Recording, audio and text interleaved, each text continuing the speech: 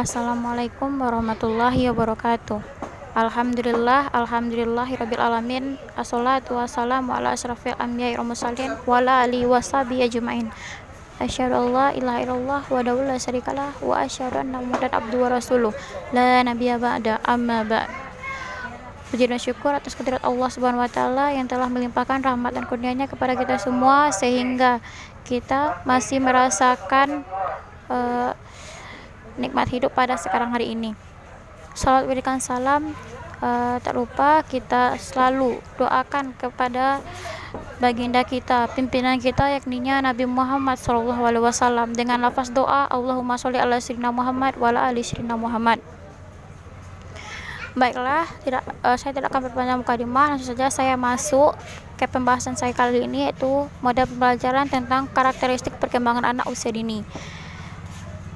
Yang terhormat dosen pembimbing saya yaitu Bu Tesya Cahyani Kusuma, MPD, yang mana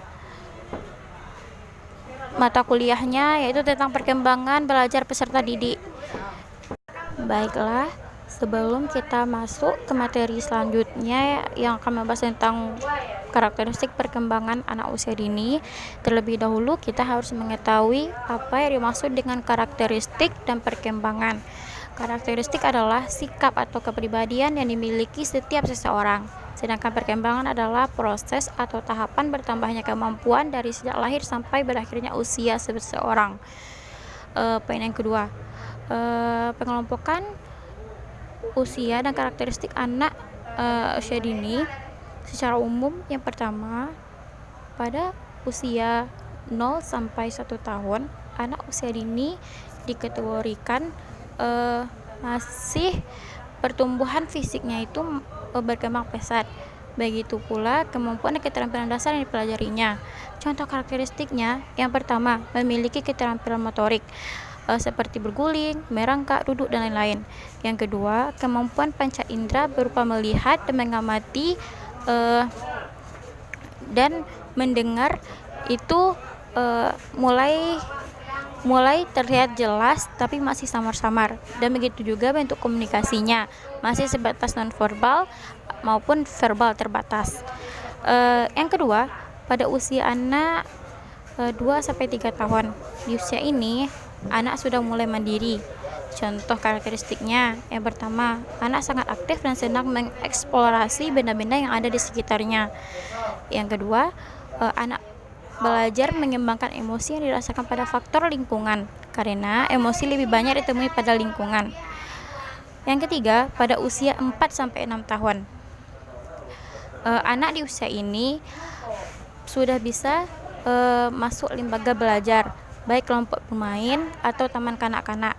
Contoh karakteristiknya, yang pertama, anak sangat aktif bergerak dan senang terlibat dalam berbagai kegiatan sehingga dapat membantu mengembangkan otot-ototnya. Yang kedua, perkembangan bahasa anak semakin baik. Yang ketiga, perkembangan kognitif anak sangat pesat. Yang keempat, bentuk permainan anak masih individu walaupun dilakukan anak secara bersama-sama. Baiklah, selanjutnya kita masuk ke model pertanyaan. Contoh pertanyaan yang pertama yaitu dari Vina Fitrila. Bagaimana sikap dan tindakan guru dalam mengubah atau meluruskan pribadi peserta didik yang dikenal kasar dan bandel saat kecil di tempat belajar? Menurut saya, cara efektif yang dapat kita lakukan yaitu dengarkan pendapat dan kemauan si anak. Kita tidak perlu melawan dan harus marah-marah. Yang kedua, tidak harus memaksa. Yang ketiga, memberikan anak pilihan. Yang keempat, hadapi dengan tenang. Biarkan anak belajar dari pengalaman. Ajak si kecil bekerja sama, lalu ajak berdiskusi.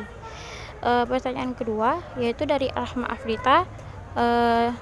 Pertanyaannya, jelaskan bagaimana agama mempengaruhi perkembangan anak.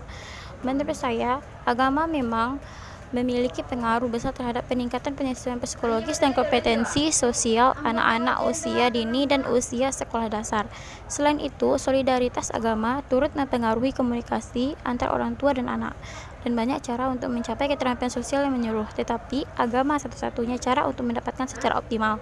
Pertanyaan ketiga, coba Pemakalah jelaskan bagaimana peran orang tua untuk mengoptimalkan perkembangan karakteristik anak usia dini, memberikan contohnya. Menurut saya, hal yang dapat dilakukan orang tua untuk merangsang perkembangan anak secara optimal, yaitu yang pertama, ajak anak berbicara dengan bahasa yang baik dan benar sekalipun ia masih bayi. Yang kedua, ajak pertanyaan anak sekalipun pernyataan itu terdengar konyol atau mengulang. Yang ketiga, bacakan buku dan jadikan hal itu sebagai rutinitas. Yang keempat, ajarkan anak untuk disiplin. Yang kelima, jangan lupa juga untuk memuji anak ketika ia melakukan hal-hal baik. Dengan begitu, anak akan merasa mendapatkan perhatian dari orang tuanya sehingga ia dapat berkembang optimal baik dari segi fisik maupun mental.